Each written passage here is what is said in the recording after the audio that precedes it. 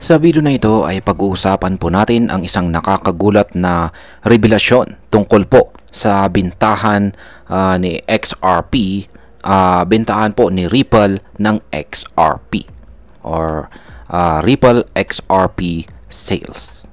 Marami na po tayong naririnig na haka-haka tungkol po sa ginagawa ni Ripple kada buwan, kung saan ay naglalabas po siya ng 1 bilyong XRP mula sa escrow. Yan. Sa mga hindi po nakakaalam dyan, ay naglalabas po ng worth 1 billion na XRP itong si Ripple mula sa kanyang escrow.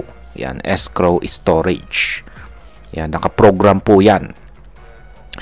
Yung iba po dito ay muling inilalagay pabalik sa escrow. Pero ang natitira ay inilalagay sa mga wallet na handang ibenta kahit kailan. Kaya ang tanong po ng karamihan ay ginagawa ba ito para sa kita lamang? Yan, or para magka-profit? Kaya yan po yung malaking tanong dito. Ngunit ngayon, isang prominenteng XRP supporter ang nagsiwalat ng panibagong pananaw. Ayon sa kanya ay hindi lang basta para sa kita or profit ang mga bintahang ito, kundi bahagi daw ito ng mas malawak na plano. Kaya sa video na ito ay bubusisihin natin ang buong kwento, kung ano po ang sinasabi ng analyst na ito, at syempre kung ano po ang posibleng maging epekto nito para sa atin bilang mga Pinoy crypto traders at investors ni XRP. Pero bago po tayo magpatuloy, ay pakibasa na lamang po muna ang disclaimer dito sa ibaba ng ating screen. Ayan. Bakit nga ba buwan-buwan na naglalabas si Ripple ng XRP mula sa kanilang escrow storage? Yan. Bago ang lahat, ay alamin po muna natin ang proseso.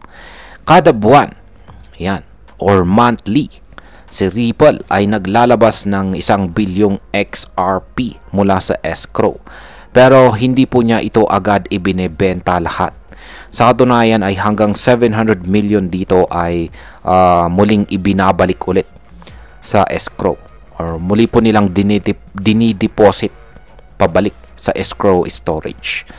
Kaya yan, mga 700 million po yung binabalik. Tapos yung natitira, yan is mga nasa 300 million na XRP, ay yan po yung kanilang nilalagay sa kanilang mga wallet para pwedeng gamitin ito. Yan, ayon sa kanila ay gagamitin nila bilang pondo sa kanilang mga bagong projects. At syempre, para na rin sa profit daw ayon sa analyst dito. Ibig sabihin ay may control pa rin po si Ripple sa supply. Kasi ayan nga, malaki pa rin po yung laman ng escrow storage nila. Pero dahil po sa kilos na ito, marami po ang nag-iisip na baka tinatapon lang nila ang XRP sa market na siyang nagpapababa sa presyo. Yan, tinatapon is ibig pong sabihin ay binabagsak or binebenta nila yung XRP sa market. Ngayon is totoo bang dumidiskarte itong si Ripple gamit ang kita mula sa XRP?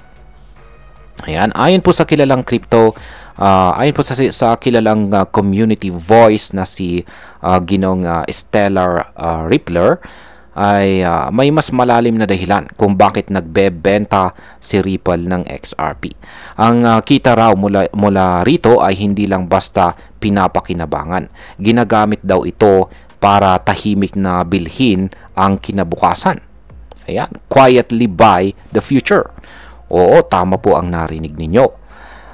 Sinasabi niyang ginagamit ni Ripple ang perang nakukuha mula sa XRP sales para mag-invest sa mga bahagi ng bagong global financial system.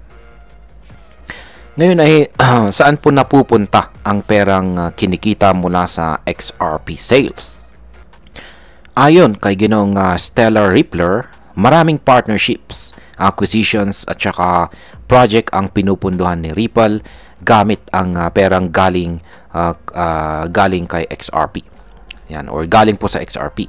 Ilan po sa mga nabanggit niya ay ang pakikipag-collaborate ni Ripple sa mga malalaking institution gaya po ng SBI Holdings sa bansang Japan.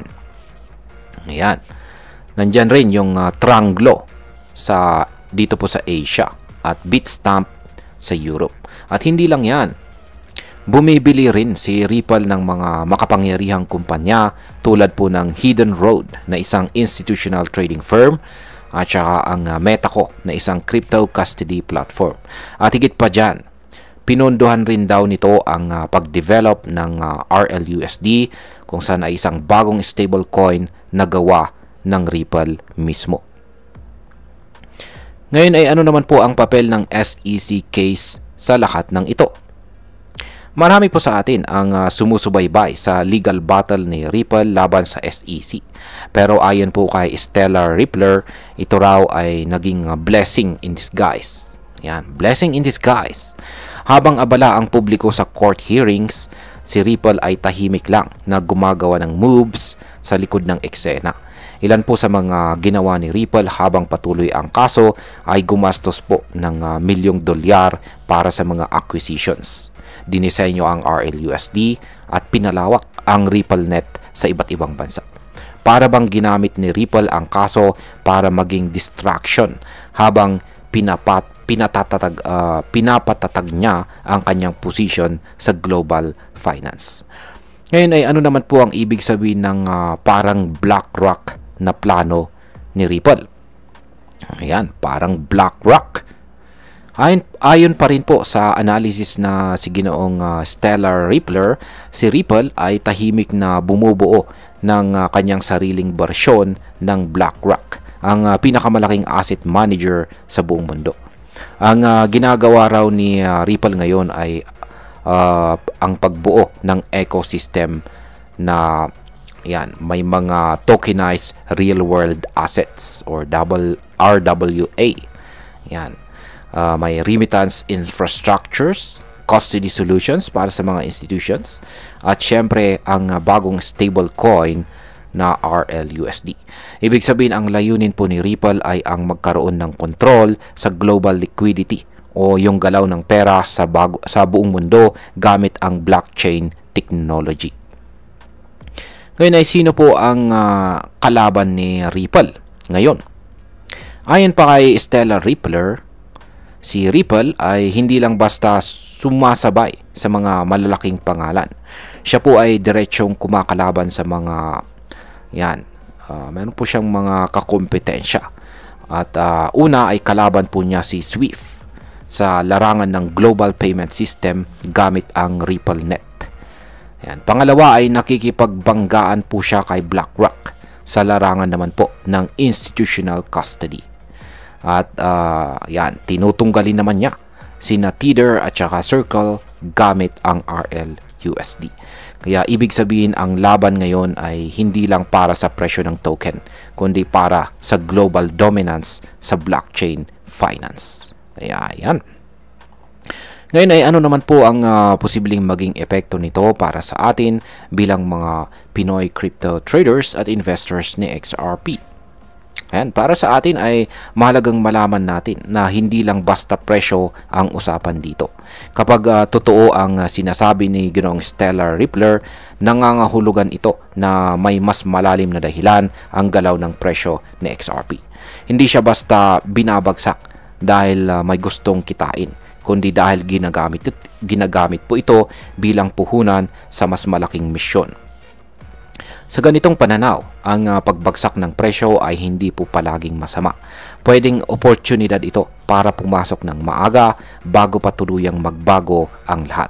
Pero syempre, dapat maging maingat pa rin tayo. Dapat ay sinusuri natin ang mga ebidensya at hindi po basta-basta naniniwala sa hype. Bilang panghuli, ang masasabi ko naman tungkol dito ay para sa akin, ang revelasyon na ito ay napaka-intriguing. Kung totoo man ang sinasabi ni Ginoong Stellar Rippler, hindi lang si Ripple ang gumagalaw ng tahimik, kundi pati ang buong industriya ay nagkakaroon ng bagong direksyon. Nakakatuwang isipin na ang isang token na parang matagal nang inaasahan ng maraming investors ay unti-unti nang nilalantad ang tunay na gamit. Kung ikaw ay matagal nang may XRP holdings, baka panahon na para mas maintindihan ang vision na tinatahak ni XRP. Kung ikaw naman ay bago pa lamang, magandang pag-isipan po natin kung anong papel ang gusto nating gampanan sa bagong hinaharap na binubuo ni Ripple. At ayan, hanggang dito na lamang po tayo sa video na ito mga ka-crypto. Marami pong salamat sa panonood. Ingat po tayo lagi at God bless po sa ating lahat.